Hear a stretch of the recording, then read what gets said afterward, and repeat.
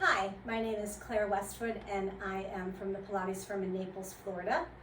Today I'm going to take you through a pretty quick workout on the reformer using just one strap and one medium spring. So for the Marathon V2 Max, that's a blue spring. If you have a Peak Pilates machine, you might want to use one yellow.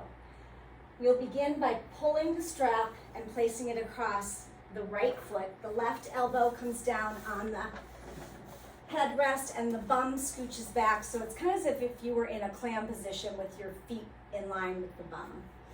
Lengthen the top leg out and begin to sweep it forward. As a reminder, when the rope is directly over the shoulder rest, that usually means, based on the position of your body, that your leg is centered on the reformer and that it's also hip height. So we don't want to let that leg come down or let it come up more than that. I'll try to keep to 6 repetitions each today for my own stamina. And then circle for 6, 5, very precise, drawing the same circle each time. 2 more and 1, and then other direction. Keep lengthening your leg through the strap. Maintain an internal rotation so you'll know your knee and toes are facing forward. Good, now bend the knee towards your elbow.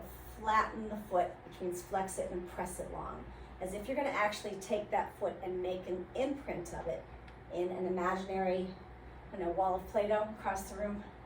I don't know, what would be across the room you put an imprint on? 2 more.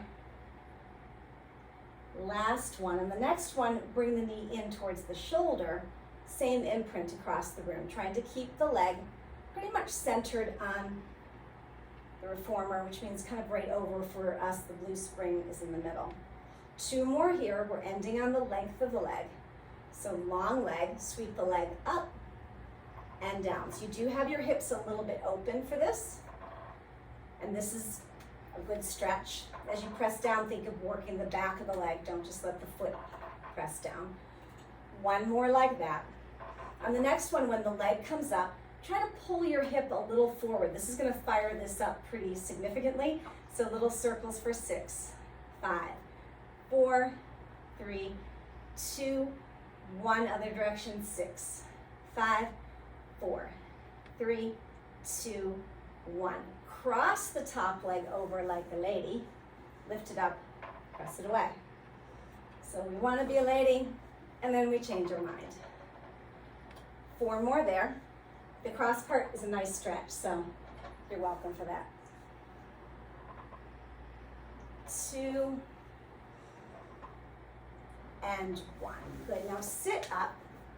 This next setup is kind of important because it leads into the next move. The bottom knee needs to touch the shoulder rest that's closest to the front of your body. You need to then square your hips off. So I like to hold on to a part of the shoulder rest, hold on to the reformer, situate myself, lean back until the leg gets a little air time, let it guide towards the tower, and then kind of like a windshield wiper, let it go out to the side.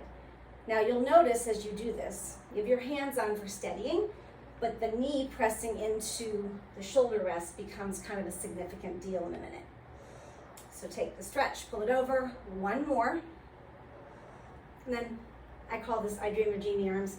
For those of you who are younger than me, elbow to elbow. 4 more there. Nice hip work, little oblique work. 2 and 1. Good, sit up tall, lace the inside foot, which for me is the left, into the strap. Take the outside leg and place the foot up against the shoulder rest. I don't know if you can see that. We're gonna tilt back again. Now the movement comes from just the inner thigh. So imagine you have a pretty heavily coiled spring pushing right into your inner thigh. Keep the leg long. 2 more here, and notice now how the foot is pressing in. The reason I'm saying that is when we take our hands away, we need that support from our leg or foot. I should have this knee down, I was cheating. All right, elbow to elbow. Push over for 1, 2, inner thigh, yay, 3, 4.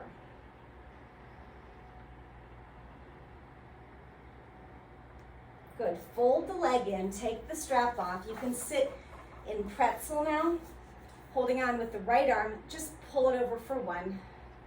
Kind of like you're nudging someone, keeping the forearm pretty close to your tummy here.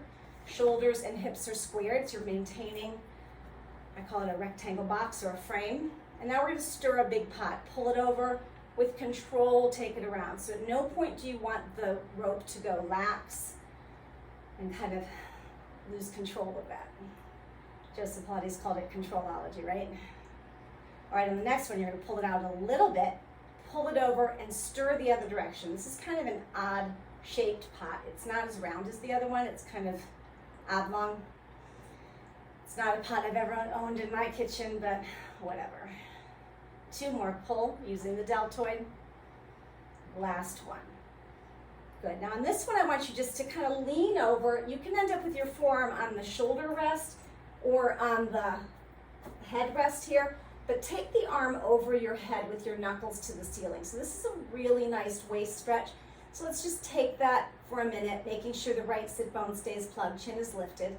And then I want you just to think of the elbow kind of drawing a little rainbow over the top of your head. Common error for this is people will change the flexion of their arms, so they kind of open and close it. And I don't want you to do that. I want you to move the shape of your arm over the arc of your head.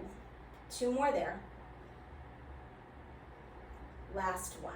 Good. Sit up tall, change the strap into the inside arm, which for me is the right one. Both arms come to the side, hug the tree. 6 of these, sit up tall, crown of the head to the ceiling, chin up. 3 more here. 2 and 1. Good, still hold on to the handle, turn and face the foot bar.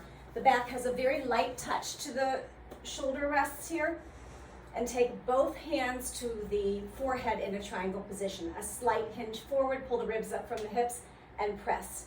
Both hands reach, both arms reach. Only one hand has the strap though.